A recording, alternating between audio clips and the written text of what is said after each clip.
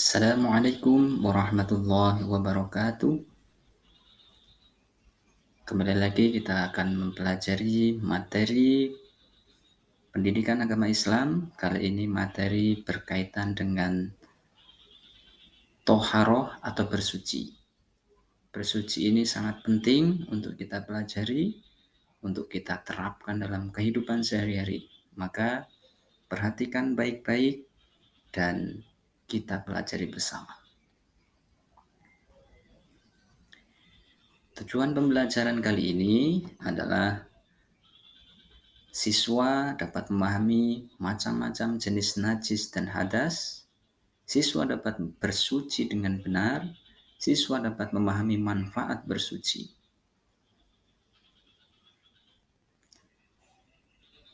Pengertian toharoh.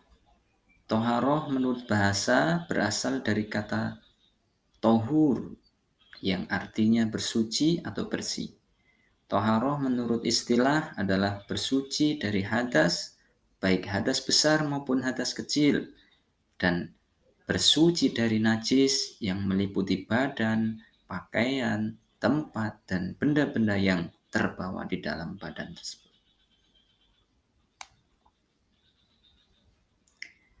Tata cara bersuci itu ada 3. Macamnya ada 3, yaitu yang pertama berwudu, kemudian yang kedua ada tayamum, dan yang ketiga ada mandi wajib. Kita akan bahas satu persatu tentang tata cara bersuci ini. Yang pertama, berwudu. Apa saja rukun wudu itu? Yang pertama adalah niat berwudu dalam hati bersamaan dengan ketika membasuh muka kita. Yang kedua, membasuh seluruh muka kita. Yang ketiga, membasuh kedua tangan sampai siku. Kemudian yang keempat, mengusap atau menyapu sebagian kepala kita. Yang kelima, membasuh kedua kaki sampai mata kaki kita. Dan yang terakhir adalah tertib. Ini harus berurutan, tidak boleh terbalik-balik. Yang namanya rukun wudu itu adalah harus berurutan dari niat dan diakhiri dengan tertib atau membasuh kedua kaki tersebut. Kita lanjutkan. Apa itu sunnah-sunnah wudu? Apa saja? Yang pertama, membaca Bismillahirrahmanirrahim. Kemudian membasuh telapak tangan, kemudian berkumur-kumur, kemudian membasuh lubang hidung, ya. Kemudian membasuh telinga.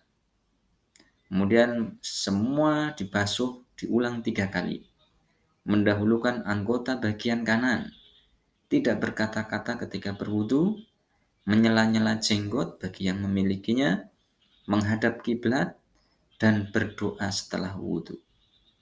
Ini adalah sunnah-sunnah yang ketika kita berwudu dianjurkan.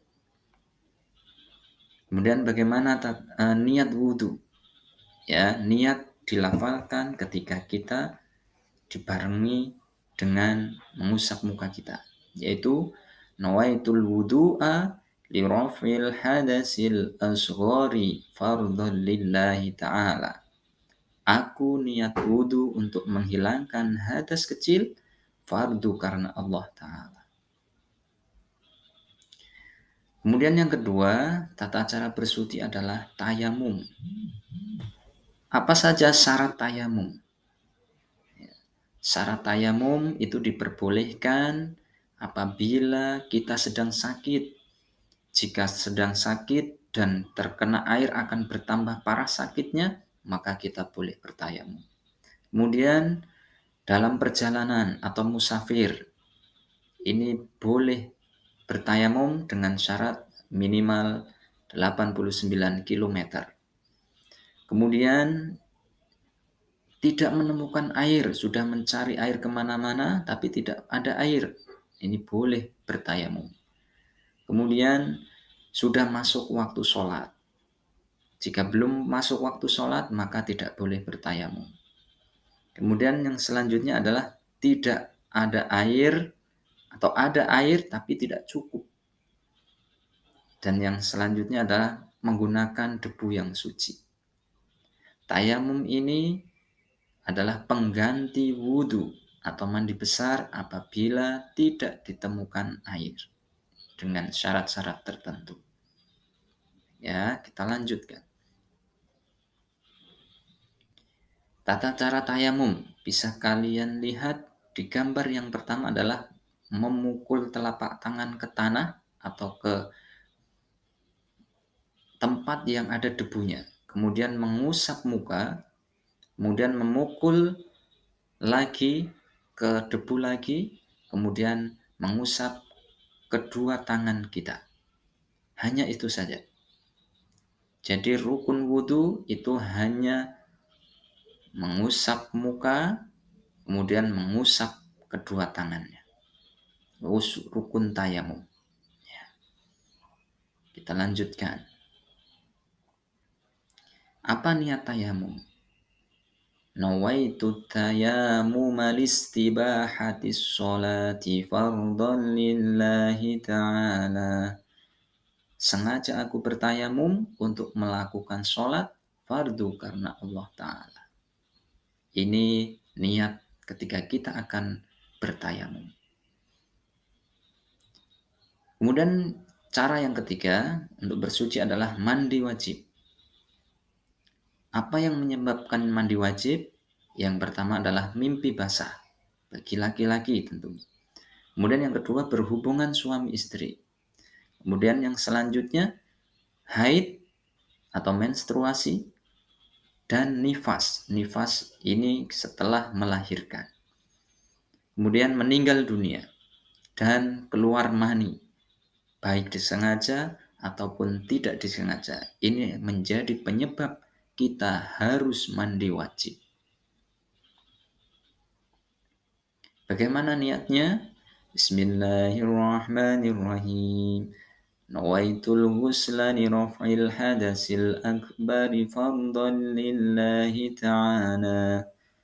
Aku berniat mandi untuk menghilangkan hadas besar fardu karena Allah Ta'ala. Yang pasti ketika mandi wajib harus mengalirkan air ke seluruh tubuh. Tidak boleh ada tubuh yang tidak terkena air. Kemudian hadas. Ya, hadas adalah ketika keadaan seseorang yang tidak dibolehkan untuk melakukan ibadah. Kalau berhadas, maka tidak sah ibadah tersebut. Hadas itu terbagi menjadi dua, yaitu hadas kecil dan hadas besar. Apa contohnya hadas kecil? Yang pertama, keluar sesuatu dari dua jalur, dari kubul dan dubur. Kemudian atau BAB, buang air kecil, buang air besar, kentut, pingsan, tidur dengan terlentang, ya. Kemudian bersentuhan kulit dengan lawan jenis. Bagaimana cara mensucikannya? Yaitu dengan cara berwudu. Kemudian yang kedua adalah hadas besar. Penyebab hadas besar berhubungan suami istri, keluar mani, haid atau nifas, dan meninggal dunia. Tata cara mensucikannya yaitu dengan cara mandi wajib.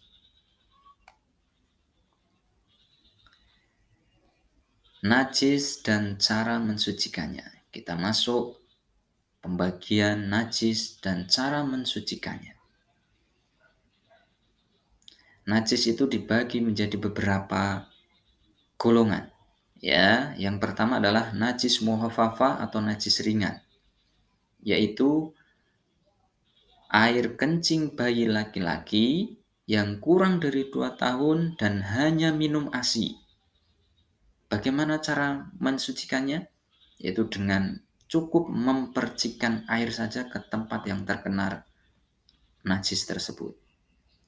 Kalau perempuan bagaimana? Kalau bayi perempuan itu termasuk najis yang selanjutnya, najis sedang. Yang selanjutnya adalah najis mutawasito atau najis sedang. Contohnya apa? Kotoran hewan selain anjing dan babi. air kencing, ya, bangkai, darah, nanah atau muntahan. Terus bagaimana cara mensucikannya? Cara mensucikannya yaitu dengan cara dihilangkan wujudnya, warnanya, dan baunya. Kemudian disiram atau dicuci dengan air yang bersih. Itu adalah tata cara mensucikan najis mutawasito. Kemudian yang terakhir adalah najis mughalladho, najis berat, yaitu segala sesuatu yang berasal dari anjing dan babi, baik itu kotorannya, darahnya, dagingnya, air liurnya, bulunya, semuanya. Cara mensucikannya bagaimana? Yaitu dicuci 7 kali, yang salah satunya dicampur dengan tanah. Boleh 1 kali dicampur dengan tanah di tengah atau di akhir atau di awal. Jadi harus salah satu dicampur dengan tanah. Nah, manfaatnya apa ketika kita sudah belajar toharoh atau bersuci ini? Yang pertama, ibadah kita akan diterima oleh Allah Subhanahu wa taala, pahala akan diberikan kepada kita. Jangan sampai kita sudah melakukan kegiatan peribadatan, tetapi ibadah kita tidak diterima gara-gara kita berhadas atau terkena najis. Kemudian manfaat yang kedua atau pelajaran yang kedua adalah badan kita, lingkungan kita jadi bersih dan sehat. Kemudian yang ketiga, kita disukai oleh banyak orang. Karena apa? Kita sehat, kita tidak bau, kita memiliki badan yang sehat. Baik, itulah beberapa penjelasan tentang materi kita, yaitu materi tentang toharoh atau bersuci. Mudah-mudahan anak-anak semuanya bisa memahami dengan baik dan bisa melaksanakan dan menerapkan dalam kehidupan sehari-hari. Terima kasih. Assalamualaikum warahmatullahi wabarakatuh.